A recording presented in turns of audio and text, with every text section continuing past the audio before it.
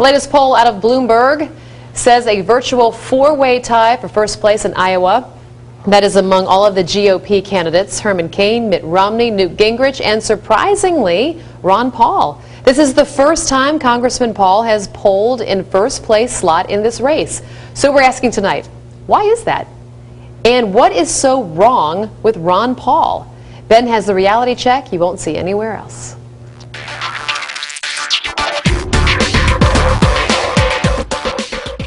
Texas Congressman Ron Paul is the political force that nobody's talking about. Tonight I take a look at 3 areas where the media claims that Representative Paul is too radical to get the Republican nomination.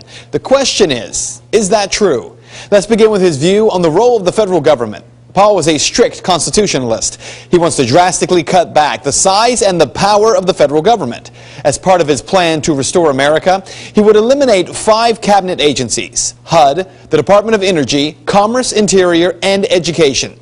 That plan would also abolish the Transportation Security Administration and return airport security to the airports. Congressman Paul also says he would end the days of government agencies writing laws through regulation. So this whole principle that the executive branch as well as the judicial branch can write law, that has to be challenged because this is how we got into this mess. This is why government is too big and has to be reversed. So is the idea too radical? Well, not if you're a supporter of Texas Governor Rick Perry, who wants to eliminate 3 of those departments: Commerce, Education, and Energy. Or Herman Cain, who says every federal agency, every government program, and every single expenditure must be reviewed and revised with a keen eye and a red pen. Paul's plan isn't more radical than the others, it's just much more specific. Now to the concern that Ron Paul wants to deal with Social Security by letting older people die. Yes, someone actually told me that not 24 hours ago. I would find a lot of cuts, a lot of other places. Matter of fact, on Social Security, it is already being reformed because the cost of living increases aren't there, so the value is going down. So no, there's places we should cut. So what is Representative Paul calling for? The congressman does want to allow an opt-out on Social Security immediately for younger workers, but his plan to restore America keeps Social Security for all older Americans. Money used from the end of the wars in Iraq and Afghanistan would be used to shore up the program, as well as money that will be saved from the elimination of those 5 federal programs. He also proposes keeping Medicaid and other welfare programs, but paying for them with block grants that are given to the states, and allowing the states to have the flexibility to solve problems.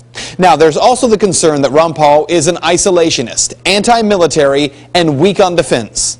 So I would say there's a lot of room to cut on the military, but not on the defense. You can slash the military spending. We don't need to be building airplanes that were used in World War II. We're always fighting the last war. But we're under great threat because we occupy so many countries. We're in 130 countries. We have 900 bases around the world. We're going broke. But again, here are the facts. Ron Paul does not say that he is against defense. He says he believes in funding for a strong national defense. So of course, he's the candidate that the military would not support, right?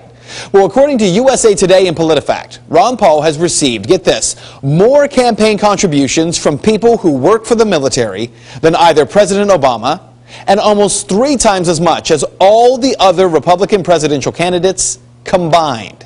So here's what you need to know. This is not an endorsement of Ron Paul for president. Those of you who don't support him have your reasons, and you're entitled to them. But this is an endorsement for fair coverage, and there is no question the congressman isn't getting it. Consider the fact that during Saturday's CBS debate in South Carolina, 7 minutes and 45 seconds worth of time was allotted to Rick Perry. 5 minutes and 45 seconds worth of time to Rick Santorum, who was polling at nearly the last place among presidential contenders. In comparison, Ron Paul got a whopping 89 seconds worth of time. Does that seem like fair coverage? And that is Reality Check. If you'd like to make your voice heard on this story, you can do so by simply commenting on Ben's Facebook page. All you have to do is search him, Ben Swann, WXIX.